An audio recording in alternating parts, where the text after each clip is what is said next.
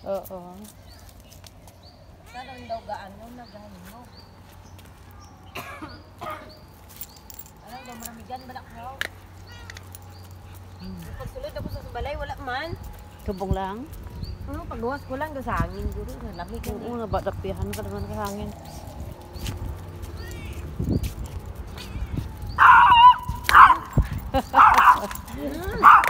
Lala. Lagi ba? Hoy.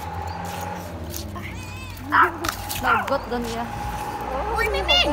Nabueng! Bakit mo kinakadapalo ka ba? Oh, sabay nada mo man. Kasi magdoot sa kahoy.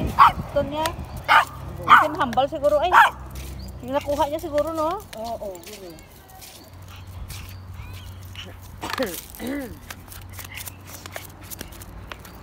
Taras-taras na ala. Di may Indiano kagabite. Miyaw, miyaw. Sa kantag Tagalog, te. Good ka? Ang kanta pag inati pusong bato. Aba! Damo, baya na kaga kakanta ka pusong bato. Ate, ah. Hoy, nana! Tumbay! Itong pusong bato. Okay, videohan mo. Ngayon. Kaya, ang kanta sa tira. Wala ka na. Indiano yan siya, te, si Nigel. Singer nila? Hindi. Guest lang.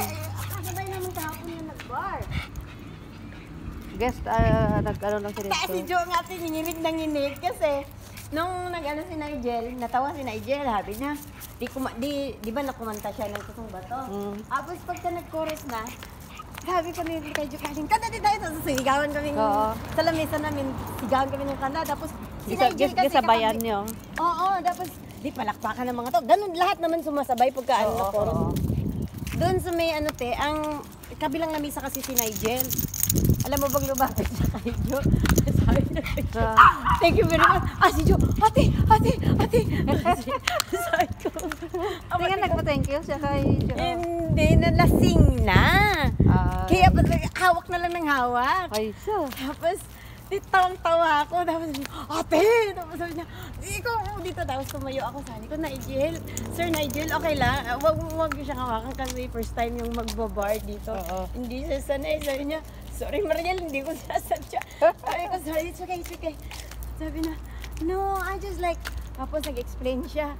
Si Arlene naman, nakainom na din. Sabi niya, Si Arden na ginahikap ka na, tandag-tandag hindi, kasi si Arlene nakatabi ko. Si Jo kasi nasa labas ng mesa kasi si Nigel doon naman. Tapos yung iba naming tropa, yung iba kong tropa, doon din sa straight.